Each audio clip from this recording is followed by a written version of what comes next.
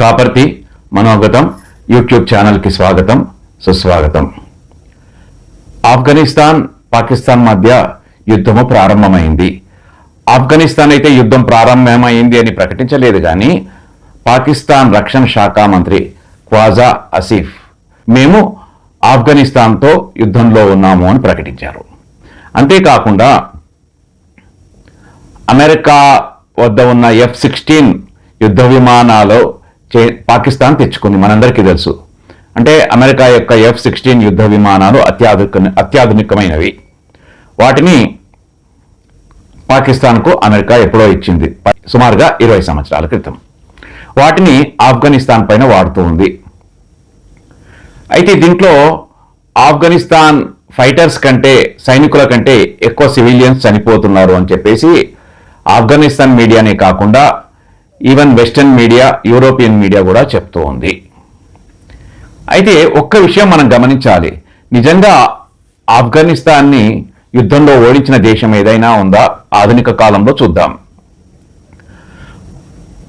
1842లో ఆఫ్ఘనిస్తాన్కి great బ్రిటన్కి మధ్య చాలా పెద్ద యుద్ధం జరిగింది.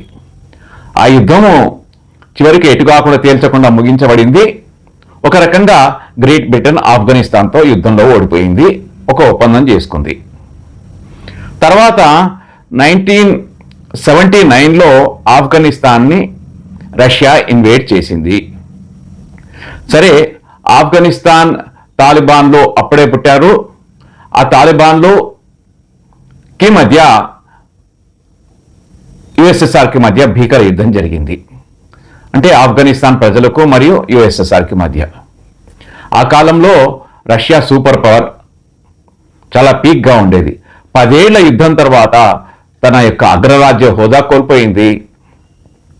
1989లో ఆఫ్ఘనిస్తాన్ని వదిలేసి యుఎస్ఎస్ఆర్ వెనుకకు వెళ్ళిపోయింది. తర్వాత సంవత్సరంలో ఆఫ్ఘనిస్తాన్ పూర్తిగా తాలిబాన్ చేతుల్లోకి పోయింది. ఈ తాలిబాన్ని పుట్టించింది ఎవరు? అమెరికా పాకిస్తాన్ యొక్క సహాయముతో ఆఫ్ఘనిస్తాన్లోని ముజాహిదీన్లు బాగా ఆర్థికంగా, సైనికంగా సహాయం చేసి, సైనిక శిక్షణ ఇచ్చి 1979 నుంచి 89 వరకు యుఎస్ఎస్ఆర్ని ఓడించడానికి కోసం అని చెప్పేసి ఉగ్రవాదులను ఆఫ్ఘనిస్తాన్లో పెద్ద ఎత్తున తయారు చేసింది. సరే, ఇది బాగానే ఉంది. తాలిబాన్ బాగా బలపడింది. రష్యాను అంటే యుఎస్ఎస్ఆర్ని తరిమివేసింది. తర్వాత ఆఫ్ఘనిస్తాన్ని ఆక్రమించుకుంది. తర్వాత కాలంలో 1996లో అమెరికాకు తాలిబాన్లకు పడి రాలేదు. 9/11 2011లో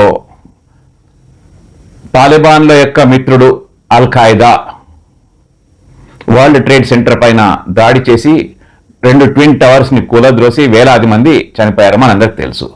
తర్వాత అమెరికాకు ఆఫ్ఘనిస్తాన్కు చెడింది. దాంతో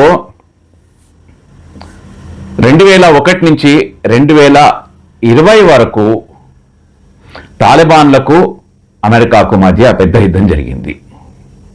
అంటే నేరుగా అమెరికా యుద్ధంలో పాల్గొనకపోయినా కానీ పాకిస్తాన్కి తాలిబాన్లకు మధ్య యుద్ధం జరిగింది. అంటే ఆఫ్ఘనిస్తాన్తో యుద్ధం చేసేటప్పుడు కావాల్సిన లాజిస్టిక్స్ అన్ని కూడా పాకిస్తాన్ నుంచి చేవి, ముఖ్యంగా కరాచీ నుంచి. చివరికి 20 సంవత్సరాల పాటు అమెరికాకు ఆఫ్ఘనిస్తాన్కి యుద్ధం జరిగినా కానీ 2020లో అమెరికా ఆఫ్ఘనిస్తాన్తో ఒప్పందం కుదుర్చుకుని తన సైనికులను వెనుకకు తీసుకుంది. అంటే దీన్ని బట్టి మనకేమర్థమైంది? 10 ఏళ్ళు యుఎస్ఎస్ఆర్ ఆఫ్ఘనిస్తాన్తో ఏం చేయలేకపోయింది, యుద్ధం చేసి ఏం చేయలేకపోయింది.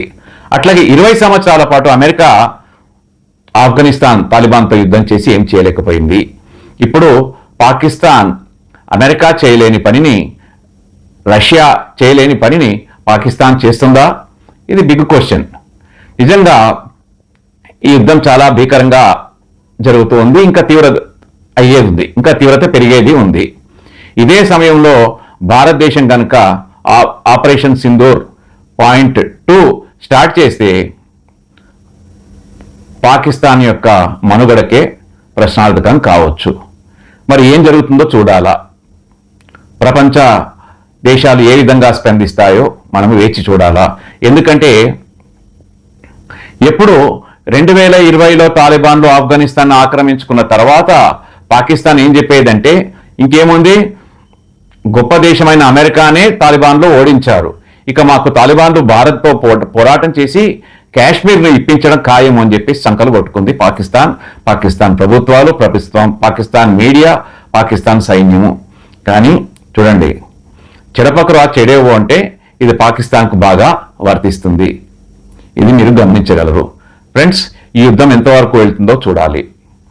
ఈ యుద్ధంలో మరొక ట్విస్ట్ ఏంటంటే ట్రంప్ గారు పూర్తిగా పాకిస్తాన్కు సహాయం చేస్తున్నాను, పాకిస్తాన్కు అనుకూలంగా ఉన్నాను, పాకిస్తాన్కు ఎటువంటి సహాయం కావాలన్నా చేస్తాను, పాకిస్తాన్ ప్రభుత్వము గొప్పది, షహబాజ్ షరీఫ్ గొప్పవాడు, ఆసిఫ్ మునీర్ గొప్పవాడు, పైగా పాకిస్తాన్ జనరల్స్ చాలా గొప్పవాళ్ళు అని చెప్పేసి వెటకారంగా ట్రంప్ చెప్పడం జరిగింది. ఎందుకంటే ఈ ఆఫీసర్స్ అంతా కూడా, జనరల్స్ అంతా కూడా వీళ్ళను కార్నర్ ప్లాట్ కోసం ఎదురు చూసేవాళ్ళు. అంటే లండన్లో, ప్యారిస్లో, అమెరికాలో కార్నర్ ప్లాట్స్ కొనుక్కొని సెటిల్ అయ్యేవాళ్ళు. మీరు ఈ విషయాన్ని గమనించాలి.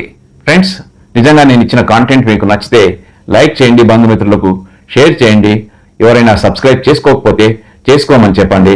తద్వారా కాపార్తి టీం మరింత మంచి కాంటెంట్ను నాకు సహాయం చేసిన వారు అవుతారు. జై హింద్.